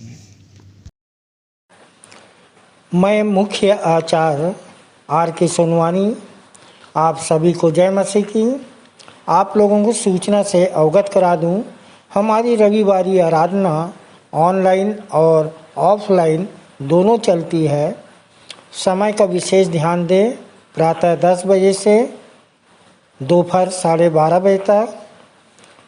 जिनको आराधना में जिम्मेदारी दी जाती है उनको ऑनलाइन और ऑफलाइन दोनों में बोलना है। ऑनलाइन के लिए अपना ऑडियो बनाकर शुक्रवार शाम तक अवश्य ही मुझको भेज देवे। विशेष सूचना, प्रायः यह देखा जा रहा है कि ऑनलाइन आराधना में जो प्रार्थना उत्तरवादी पाठ है, जो संदेश है कि रिकॉर्डिंग शुक्रवार शाम तक नहीं भेजी जाती, जिससे शनिवार रात भर सेटिंग करने में लग जाता है। अतः अब संचालक मंडल द्वारा निर्णय लिया गया है कि जिसकी रिकॉर्डिंग शुक्रवार शाम तक नहीं पहुंचेगी उसे आने वाले समय में अवसर नहीं दिया जाएगा। तदनुसार इस आदेश का कड़ाई से पालन किया जाएगा। आदेशानुसार संचालक मंडल, विश्वासी मंदिर, बिलासपुर। 6/11/2022 की रविवारी आराधना के लिए आप लोगों को सूचित कर दूं, जिसका संचालन आचार्य श्री संतोष सोनवानी करेंगे। आरंभ की प्रार्थना उषा सागर के द्वारा। उत्तरवादी पाठ रोमियो 6 अध्याय 1 से 23 पद तक पढ़ लेंगे, और जिसे पढ़ने में अगुवाई कुमारी मनीषा कोसरिया करेंगी और उत्तर देंगी कुमारी संगीता कोसरिया। सामान्य सामाजिक एवं पारिवारिक कलीसियाई प्रार्थना में अगुवाई करेंगे हमारे आचार्य श्री मूर्ति नारायण करोसिया जी। संदेश हम अपने सह संचालिका श्रीमती अर्चना दास जी से हम सुन लेंगे। प्रभु भोज संचालन आचार्य श्री संदीप अंचल के द्वारा। भेंट की प्रार्थना भाई रघुराज केवर्स के द्वारा। मुख्य संदेश हम अपने संचालक जी से उत्तरवादी पाठ पर हम सुन लेते हैं। अंतिम प्रार्थना भाई राहुल जांगड़े के द्वारा और सह संचालिका डॉक्टर अल्पना राम जी के आशीष से हम सभा का समापन करेंगे। धन्यवाद। आइए और अंत में सुन लेते हैं अपने मंदिर के संचालक जी द्वारा पिछले सप्ताह के संदेशों की समीक्षा, मंदिर की वर्तमान स्थिति एवं भविष्य की योजनाएं तथा उत्तरवादी पाठ पर संक्षिप्त टिप्पणी। सबको जय मसीह की। परमेश्वर का धन्यवाद हो कि उसकी दया और उसके अनुग्रह से फिर से एक अवसर हम सबको प्राप्त हुआ है कि उसके वचनों में से कुछ सीख सकें। सो प्रियों, जबकि सारा संसार और युगों से लोग परमेश्वर को खोजते रहे कि किसको ईश्वर कहें, ये ईश्वर कुछ है या नहीं है तो कहाँ है, कैसा है, कैसे उसे प्राप्त कर सकते हैं, और नाना प्रकार की विचारधाराएं आती रही। और मैं अक्सर इस कविता को बोलता हूँ या शायद बोलता हूँ कि ईश्वर अद्भुत है और अद्भुत वो भूत है, अद्भुत वो भूत है जिसका पीछा विज्ञान प्रारंभ से कर रहा है, जिसका पीछा विज्ञान प्रारंभ से कर रहा है। सो परिणाम तो दिखता है परंतु कारण का पता नहीं चलता। सो प्रियों, हम सब जानते हैं कि यदि कारण और परिणाम के प्रति निश्चितता जहाँ पर हो जाती है वहाँ पर वो अद्भुत विज्ञान हो जाता है। जबकि आप सब या संसार के लोग कहते हैं कि ये दोनों विरोधाभासी शब्द हैं। अगर अद्भुत होगा तो विज्ञान नहीं होगा, क्योंकि विज्ञान तो कारण और परिणाम के प्रति निश्चित होता है। और इसलिए कि हम यहाँ पर ईश्वर के सिद्धि को बताते हैं। सो ये कैसा स्टडी सेंटर है, और इस बारे में यदि आप हमन गाना गाउन के 36 नंबर के पृष्ठ को देखेंगे जिसमें टीप क्रमांक 20 है, हमारा बोर्ड भी है, विश्वासी मंदिर आत्मिक विश्वविद्यालय का औचित्य, जस्टिफिकेशन ऑफ विश्वासी मंदिर स्पिरिचुअल यूनिवर्सिटी। और उसी एक लाइन को मैं आपके सामने पढ़ रहा हूँ। अतः यह विश्वविद्यालय त्याग, तपस्या, साधना एवं संघर्ष द्वारा सिद्धि प्राप्ति का विश्वसनीय, वैज्ञानिकी, सांख्यिकी, आत्मिक अध्ययन केंद्र है। Reliable, scientific, digital, statistical, spiritual study centre है। सो प्रियो, इन्हीं विचारधाराओं को आगे बढ़ाते हुए पिछले सप्ताह हमारे सामने हमारे आचार्य श्री राम मनोहर पांडे द्वारा एक सुंदर संदेश रखा गया, जिनका विषय था परमात्मा है वचन सत्य, ज्योति और आत्मा परमात्मा। ये गुरु मंत्र का 5वां पॉइंट है।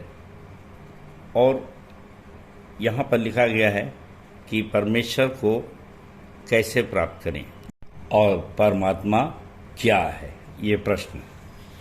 सो प्रियो, भाई ने बहुत ही सुंदर अपनी गवाही के साथ अपने संदेश को प्रारंभ किया। 5 कोटेशन जो यूहन्ना 4:24, पहला यूहन्ना 4:8, यूहन्ना 1:1, यूहन्ना 14:6 एवं 32 और पहला यूहन्ना 1:5 हमारे सामने रखा और बताया कि दुनिया खोज रही है चाहे आकार में को मान रही है या फिर और किसी वस्तु में या और किसी जीव में, परंतु खोज जरूर रही है कि आखिर परमेश्वर है क्या। और भाई ने बताया कि कैसे बाइबिल में उत्पत्ति में परमेश्वर ने सृष्टि की रचना की और मनुष्य को अपने स्वरूप में ही बनाया, और उसमें मनुष्य में ये 5 गुण डाले, जिसमें था प्रेम, वचन, सत्य, ज्योति और आत्मा। और इस प्रकार से छोटा सा ईश्वर बना दिया। परंतु परमेश्वर की आज्ञा न मानने के कारण से शैतान के बहकावे में आकर के मनुष्य ने अपना वो सम्मान खो बैठा और मिट्टी से बना था और मिट्टी में ही मिलता चला आया। इसके पश्चात परमेश्वर को फिर से दया आई, उसने जगत से प्रेम किया, अपना इकलौता पुत्र दे दिया कि जो कोई उस पर विश्वास करे वो नाश न हो परंतु अनंत जीवन पावे। यूहन्ना 3:16।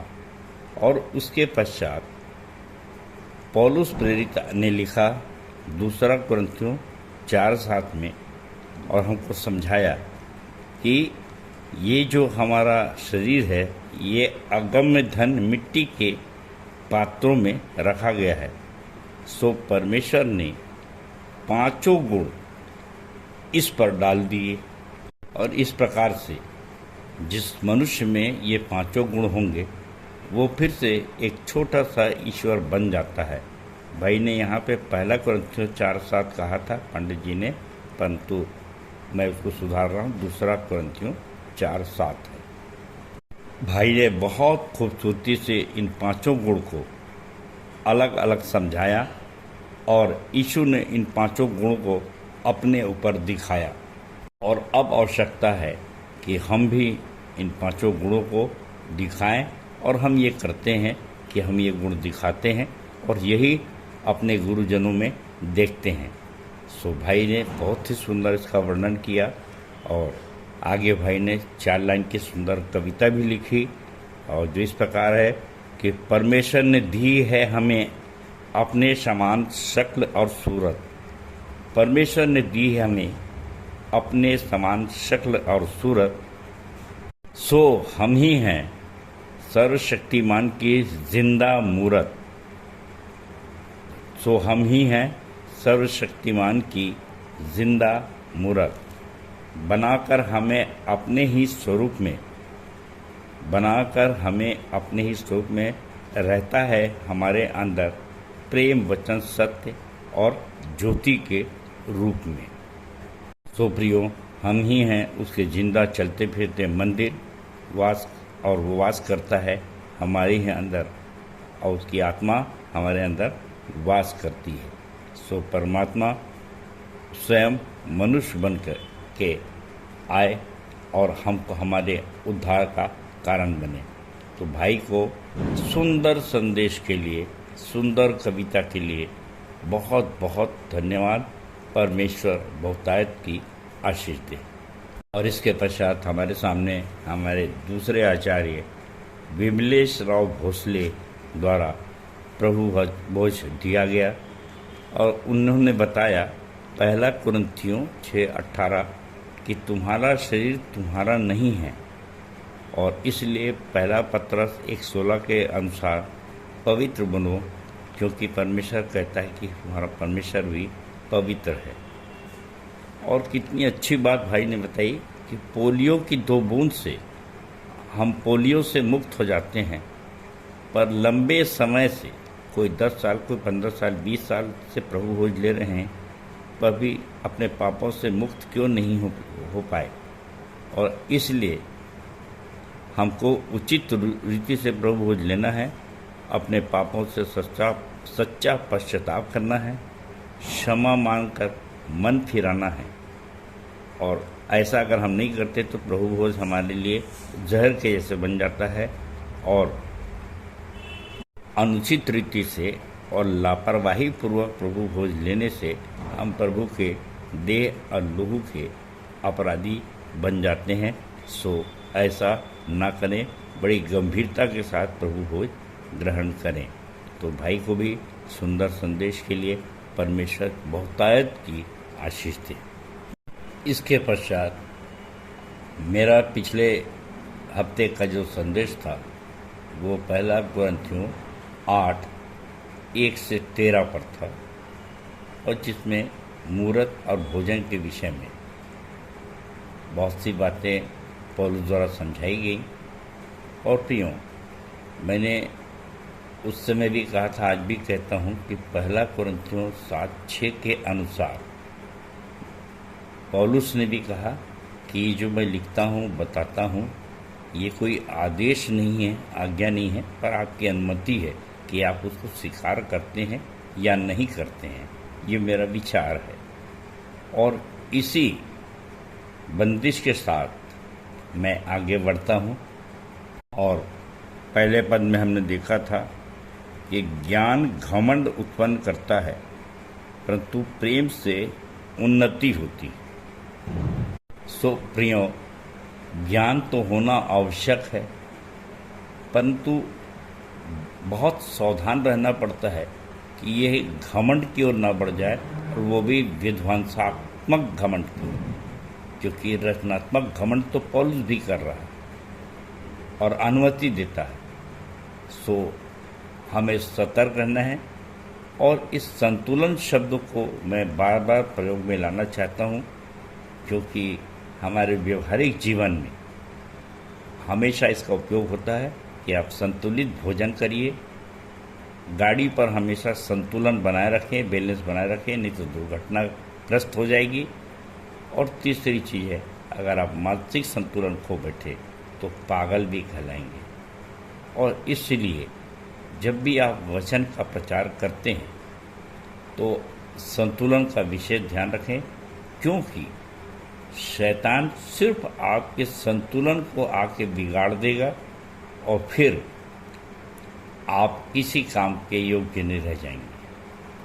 क्योंकि जो हाँ और ना के बीच में फंसता है उसे देखकर तो शैतान भी हंसता है। और इसीलिए तीतुस 1:16 का पद हमेशा याद रखें कि जो कहते हैं कि हम परमेश्वर को जानते हैं पर अच्छे कामों से उसका इनकार करते हैं, जो कहते हैं कि हम परमेश्वर को जानते हैं पर अपने कामों से उसका इनकार करते हैं। क्यों? क्योंकि वे घृणित और आज्ञा न मानने वाले हैं और किसी अच्छे काम के योग्य नहीं। और इसीलिए मैं भी यीशु मसीह ने जैसे कि उत्तर दिया था कि मैं भी तुम्हें नहीं बताता, मत्ती 21:27 में मैं भी किसी निश्चित रूप से कोई निर्देश नहीं दूंगा और न कोई संदेश दूंगा कि इसे खाना चाहिए या नहीं खाना चाहिए। सो प्रियो, जैसा मत्ती 5:48 में वचन कहता है, यीशु मसीह ने कहा सुसमाचार में कि सिद्ध बनो जैसा तुम्हारा परमेश्वर पिता सिद्ध है। और इसीलिए पौलुस समझाता है पहला कुरिन्थियों 9:22 में कि मैं निर्बल के साथ निर्बल सा बना कि निर्बलों को खींच लाऊं। इन वचनों के आड़ में यदि अपन 13वां पद देखते हैं, पहला कुरिन्थियों 8 का आखिरी 13 पद जो मैंने पहले ही बताया था, सो मेरे भाई के ठोकर खाने से मैं किसी रीति से मांस नहीं खाऊंगा। और प्रियो, मैं यहाँ पर एक लाइन जोड़ना चाहता हूँ कि यदि मेरे मांस खाने से मेरे भाई का उद्धार हो रहा है, पलट के बोल रहा हूँ, तो मांस क्या मैं जहर भी आनंद के साथ खा जाऊंगा। क्यों? क्योंकि स्मरण करिए कि मुझको एक स्पेशल अधिकार दिया गया है, मरकुस 16:18, जहाँ इस प्रकार से लिखा है कि वे नई नई भाषा बोलेंगे, सांपों को उठा लेंगे, यदि वे नाशक वस्तु भी पी जाएं तो भी उनकी कुछ हानि न होगी, वे बीमारों पर हाथ रखेंगे और वे चंगे हो जाएंगे। सो प्रियो, ऐसे कुछ गुप्त ज्ञान भी होते हैं जो सिद्ध लोगों में विशेष रूप के विशेष रूप से सिद्ध लोगों को दिए जाते हैं। और उसी संबंध में यीशु मसीह ने चेलों को चेताया था। 9:21 देखेंगे यदि लूका 9:21, 20 और 21। उसने उनसे पूछा, परंतु तुम मुझे क्या कहते हो? पतरस ने उत्तर दिया, परमेश्वर का मसीह। तब उसने उन्हें चिताकर कहा कि यह किसी से ना कहना। तो प्रियो, आवश्यकता है सावधान रहने की, इस सब पर हम अपने आप को प्रकट न करें। और अब आज का उत्तरवादी पाठ, कुलुसियों 3:1-17। कुलुसियों 3:1-17, इसका पहला पद मैं दोनों बाइबल से पढ़ना चाहूँगा। पहले पुरानी बाइबल से। जब तुम मसीह के साथ जिलाए गए हो तो स्वर्गीय वस्तुओं की खोज में रहो, जहाँ मसीह वर्तमान है और परमेश्वर के दाहिनी ओर बैठा है। ये पुरानी बाइबल में है और नए गिडियन बाइबल में है। इसलिए यदि तुम मसीह के साथ जीवित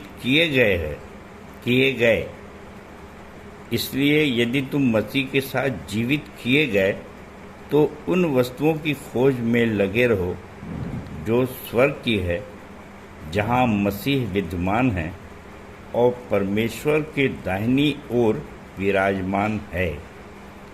प्रियो, अक्सर इस वचन को बड़े जोर शोर से प्रचारते हैं और मैं मानता भी हूँ कि बाइबल की एक एक बातें हमको हूबहू मानना है। और जैसे लिखा है कि उसमें से एक बिंदु, एक मात्रा भी बदली नहीं जा सकती। और जब हम अलग अलग बाइबल पढ़ते हैं तो देखिए कि पुरानी बाइबल में यदि शब्द नहीं आया और नई बाइबल में यदि शब्द आया है। प्रियो, यहाँ पर देखिए कि पहली बाइबल में जब आया है, जब तुम मसीह के साथ, और दूसरी बाइबल लिखा है यदि तुम मसीह के साथ, जबकि दोनों पर्यायवाची ही शब्द हैं, अर्थ उनका एक ही निकलता है। परंतु जिनको शब्दों पे तर्क करना है वे अक्सर हमको शब्दों पे तर्क पर उलझा देते हैं कि हम क्या करना है ये भूल जाते हैं और हम उन्हीं पर बहस करते रहते हैं। हमने एक विशेष प्रयास किया है। एक चैप्टर लिखा है उत्तर का देना, जो कि बोर्ड नंबर 5 है, टिप नंबर 5 है, पृष्ठ 20 है, हमन गाना गावन, और जिसमें बहुत सी ऐसी बातें लिखी गई हैं कि मूर्ख को उसकी मूर्खता के अनुसार उत्तर देना और मूर्ख को उसके मूर्खता के अनुसार उत्तर न देना। नीति वचन 26:4 और 5।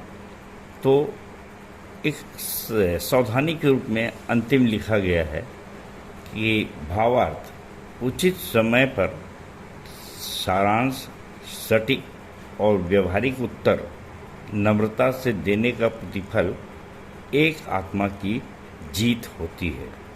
इस बात का ध्यान रखिए। और सावधानी में ये भी बताया गया कि शब्दों पर तर्क करने वाले रोगियों से बचें। पहला तीमुथियुस 6:4, दूसरा तीमुथियुस 3:6। यदि आप सतर्क होकर बाइबल पढ़ रहे हैं और निश्चित धारणा से आगे बढ़ रहे हैं तो निश्चित रूप से आप स्वर्गीय वस्तुओं की खोज कर सकते हैं, धर्म और राज की खोज कर सकते हैं। जैसे मत्ती 6:33 में लिखा है कि पहले उसके धर्म राज्य की खोज करो तो बाकी की वस्तुएं तुमको दे दी जाएंगी।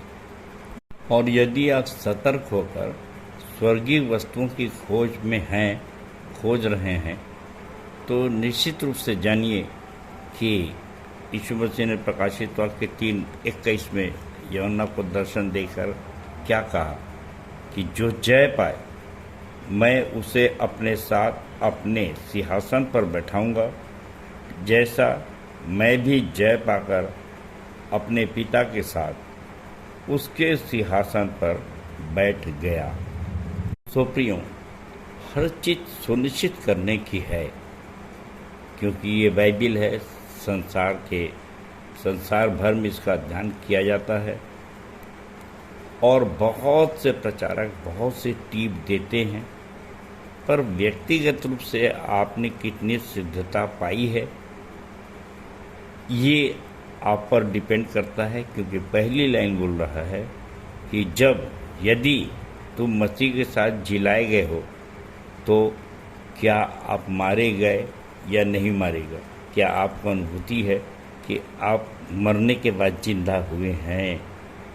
दूसरी बात है कि यदि वास्तव में आप जानते हैं कि मेरा पहला जीवन क्या था, मुर्दा जीवन था, और जैसा लिखाया है कि प्रथम मनुष्य जीवनदायी, पहला मनुष्य जीवित प्राणी बना, परंतु दूसरा मनुष्य अर्थात यीशु मसीह जीवनदायी आत्मा बना। और यदि उसके साथ हम जिलाए जाते हैं तो हम भी बहुतों की आत्मा बचाते रहेंगे। और अब आता है कि क्या इसका अनुभव आपको है, आपने कितनी आत्मा बचाई है, और यदि ऐसा कर रहे हैं तो स्वर्गीय वस्तुओं की खोज में रहो कि आपको स्वर्ग से क्या क्या मिल रहा है। और बहुत पहले मैंने ये गवाही दिया था कि मैं जब बाइबिल अध्ययन कर रहा था तो यही जाना कि कितना अच्छा हो कि हम एक आत्मा जीतें, और तो स्वर्ग में स्वर्गदूत आनंद मनाते हैं। और यदि स्वर्गदूत हमारे कारण आनंद मना रहे हैं तो हमारी बातों को वो कैसे स्वीकार करेंगे, और परमेश्वर यीशु मसीह उन्हीं को आज्ञा देगा कि भाई जाओ उसकी मदद करो। और अगर स्वर्गदूत हमारे वश में हैं तो आप जानते हैं कि सदोम अमोरा में कैसे उस स्वर्गदूतों ने लूत को बचाया। और जब मसीह अपने साथ अपने सिंहासन पर बैठाएगा तो हमको मालूम है, पहला कोरिन्थियों 6:3 में कहता है, पौलुस ने समझाया कि क्या तुम नहीं जानते कि हम स्वर्गदूतों का न्याय करेंगे। सो प्रियो, कितने आनंद की बात है, कैसे कैसे प्रकाशन है। और इसलिए मैंने कहा कि एक आत्मा जीती जाए, परमेश्वर की आज्ञा मानी जाए, और देखिए कितने बड़े बड़े पद हमको मिल सकते हैं। और पृथ्वी पर ही हमको सबसे पहले न्याय करना है। क्यों? क्योंकि अगर हम पृथ्वी के न्याय नहीं कर पा रहे हैं, अपने संग न्याय नहीं कर पा रहे हैं, अपने चेलों के साथ न्याय नहीं कर पा रहे हैं, तो फिर हम आसमान में या फिर बाद में स्वर्गदूतों का न्याय कैसे करेंगे।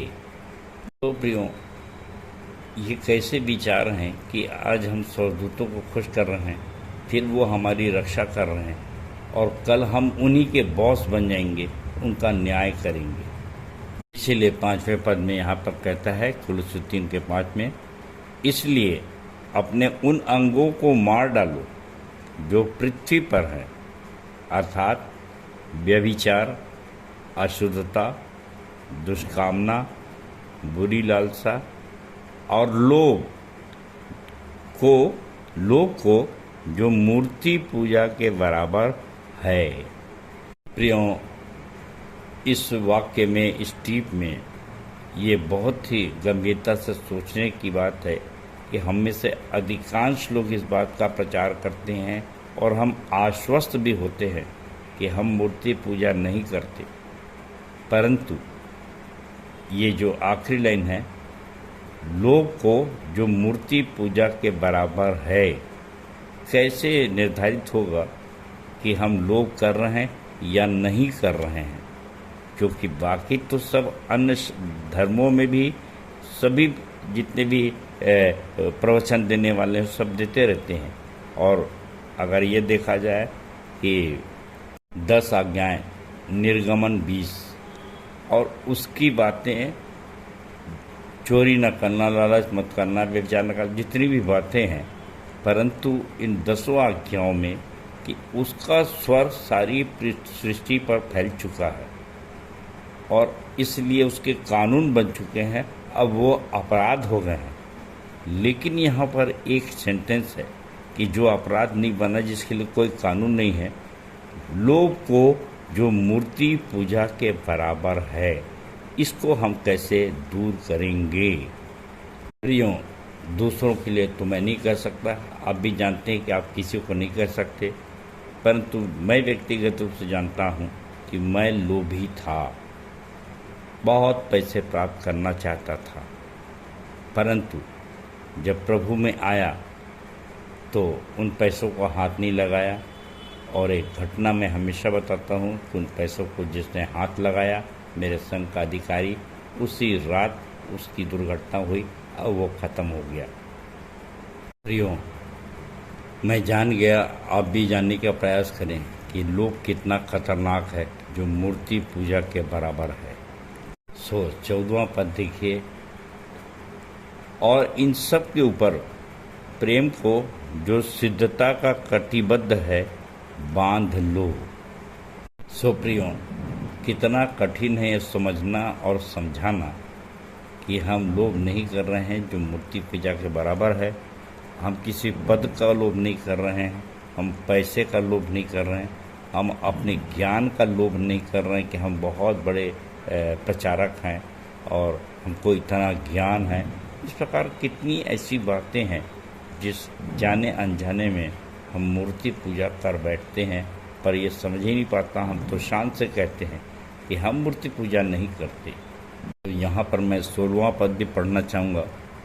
मसीह के वचन को अपने हृदय में अधिकाई से बसने दो और सिद्ध ज्ञान सहित एक दूसरे को सिखाओ और चिताओ, और अपने अपने मन में अनुग्रह के साथ परमेश्वर के लिए भजन और स्तुति गान और आत्मीय गीत गाओ। सुप्रियों, ये 14वें पद में जो लिखा है कि इन सब के ऊपर सिद्धता का कटिबद्ध बांध लो। अगर सिद्ध नहीं है तो 16वें पद में सिद्ध ज्ञान सहित एक दूसरे को कैसे सिखाएंगे? यदि हम ही सिद्ध नहीं हैं तो कैसे समझाएं? और इसके लिए एक बहुत अच्छी बात है, 1 कुरिन्थियों 13 में लिखा है कि जब सर्वसिद्ध आएगा, 1 कुरिन्थियों 13 का 10वां पद, कि जब सर्वसिद्ध आएगा तो अधूरा मिट जाएगा। अब यहाँ बहुत से टीकाकार बताते हैं कि जब यीशु मसीह का द्वितीय आगमन होगा तब सर्वसिद्ध आएगा, और इस प्रकार की बहुत सी बातें हैं। पर मैं भी विचार कर रहा था और मैंने ये जो प्रेम का बोर्ड हमने लिखा है उस पर अब ध्यान दीजिए कि सिद्ध प्रेम के तक पहुंचने के लिए हमको पहले तो अपने आप से प्रेम करना, फिर पड़ोसी से प्रेम करना, परिवार से प्रेम करना, फिर तीसरे में पड़ोसी से प्रेम करना, और चौथे में वो सिखाएगा कि दुश्मन से कैसे प्रेम करें, और उसके बाद है सिद्ध प्रेम, और तब जाकर हम आगे बढ़ते हैं श्रेष्ठ प्रेम पर, और उसके बाद फिर होता है संक्रामक प्रेम पर। तो ये सीढ़ी कैसी है? हो सकता है किसी ने आपको या कहीं से और ज्ञान दिया हो, पर सुनिश्चित करना आपको है। और जैसे मैंने कहा, पौलुस ने भी जितनी बातें लिखा, पहले भी मैंने कहा है कि ये अनुमति है न कि आज्ञा। 1 कुरिन्थियों 7:6। मैं बहुत कड़ाई से ऑर्डर नहीं देना चाहता। ये जो सीढ़ी बनाई गई है ये हमारे द्वारा, हमारे विश्वासी मंदिर के लोगों के द्वारा तैयार की गई है। अगर आप इससे सहमत हैं तो ठीक है, नहीं सहमत हैं तो ठीक है। और बहुत से तो हमारे बीच ऐसे भी विद्वान हैं जो कहते हैं कि ये गुरु जी के, हमारे संचालक जी की बनाई हुई सीढ़ी है, परमेश्वर की आज्ञा नहीं है। बाइबिल ने कहीं नहीं लिखा है कि पहले अपने आप से प्रेम करो, फिर आप परिवार से करो, फिर पड़ोसी से करो। तो ऐसा तो कहीं बाइबिल ने ऐसा सीरियल नहीं लिखाया है। सो मानना और न मानना ये आपके हाथ में है। क्योंकि प्रियो, मैं तो हमेशा कहता हूँ कि गलातियों 1:11 में जैसे पौलुस को आसमान से ज्ञान आया, उसने लिख दिया कि ये मनुष्यों का सा नहीं है जो ज्ञान मेरे पास आया है और न ही किसी ने मुझे सिखाया है। और वैसे याकूब भी लिखता है 3 में कि भाई ये आसमानी ज्ञान है, इसमें जो ज्ञान ऊपर से आता है उसमें ये गुण होते हैं।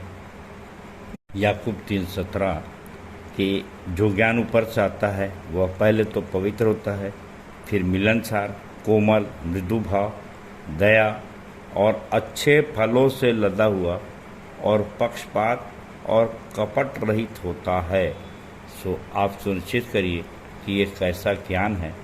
और आगे हमने देखा प्रियों कि स्वर्गीय वस्तुओं की खोज में कैसे करें, कैसे रहें, प्रेम को जो सिद्धता का कटिबद्ध है उसको कैसे बांधें, सिद्ध ज्ञान सहित एक दूसरे को कैसे समझाएं।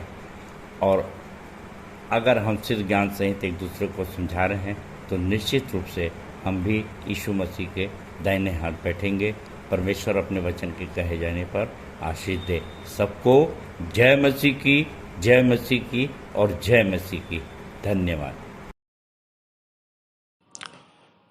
उत्तरवादी पाठ पर सुंदर सारगर्भित एवं व्यवहारिक टिप्पणी के लिए अपने संचालक जी का बहुत बहुत धन्यवाद करते हैं। तालियां।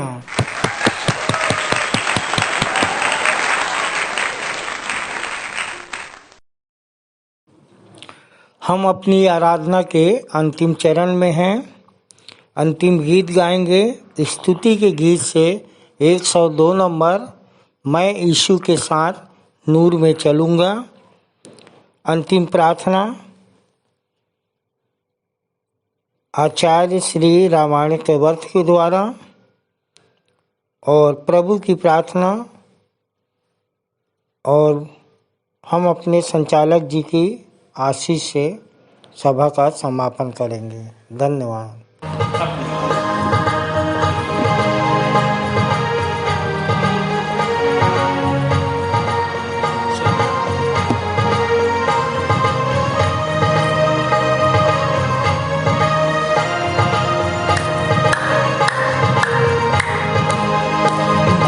यीशु के साथ नूर में चलूंगा, दिन रात उसके पीछे मैं चलूंगा, पीछे चलूंगा बता पाऊंगा, यीशु मेरा मुंगी मसरूर।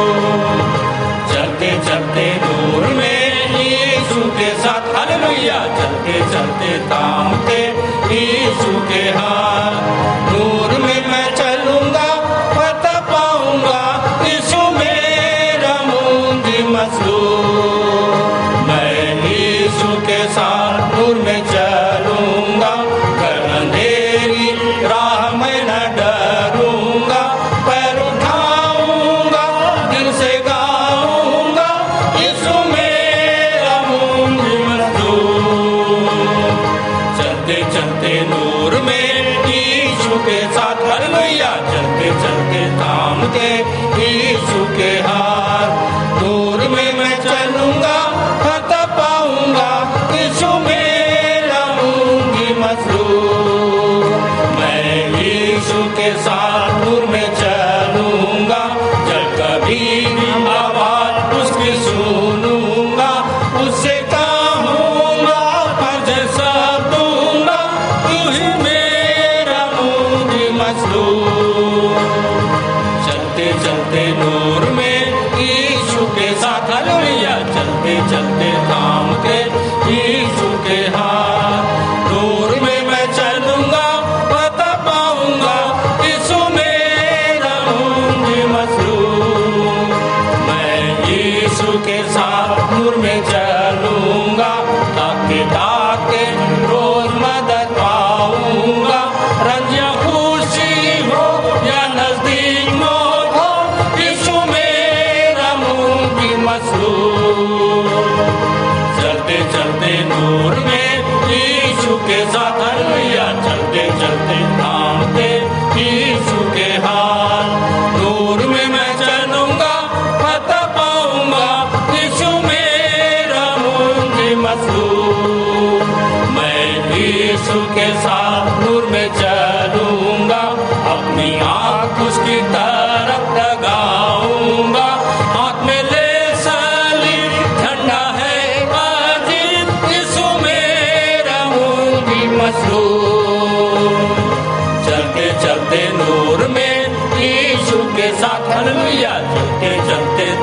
के यीशु के हाथ। दूर में मैं चलूंगा पता पाऊंगा यीशु मेरा मुंजी मशहूर।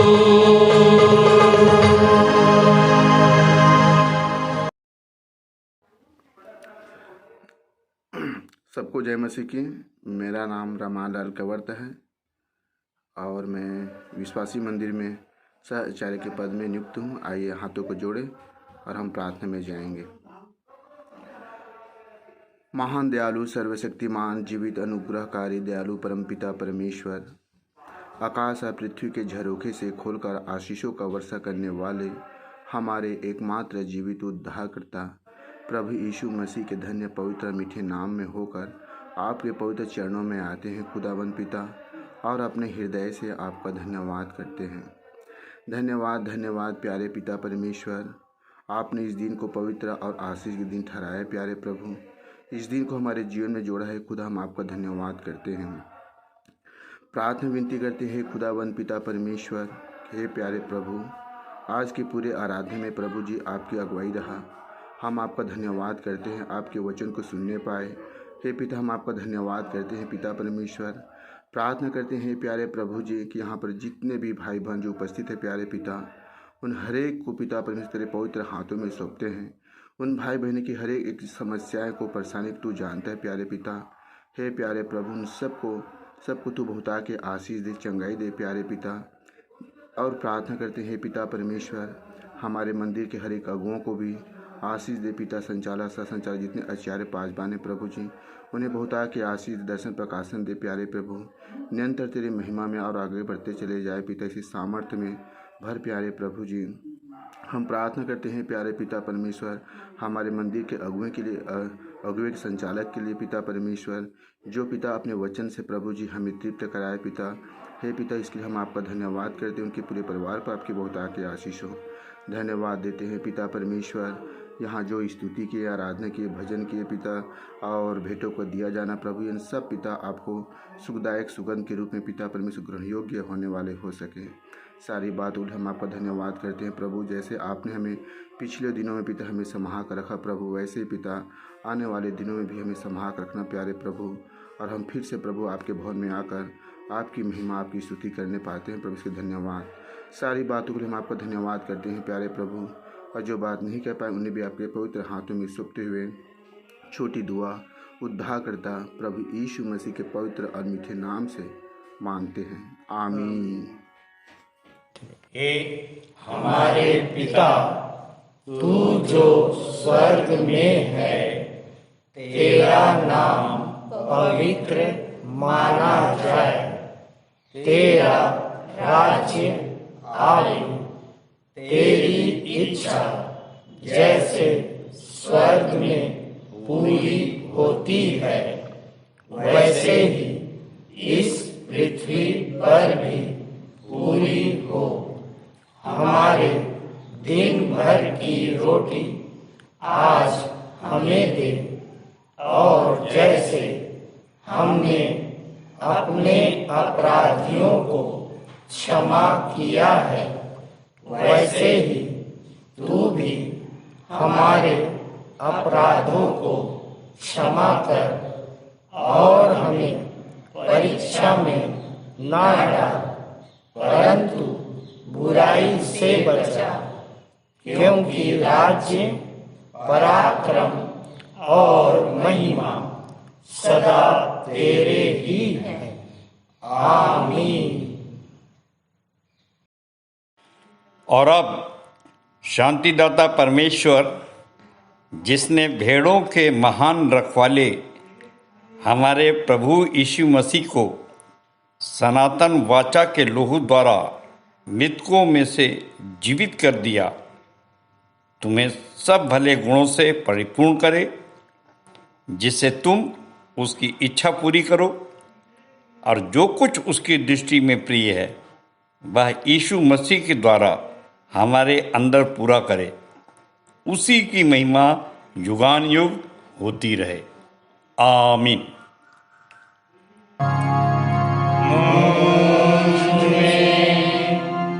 यीशु की शोभा दिखा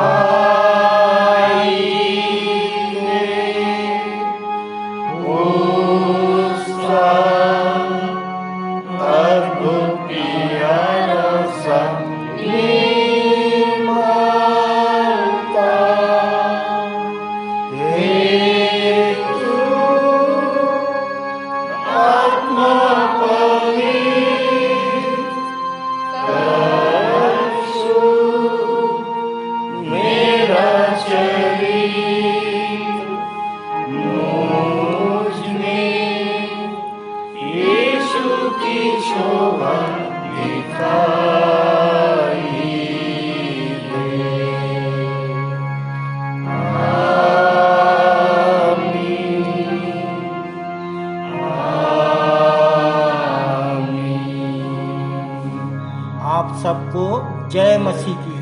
जय मसीह की।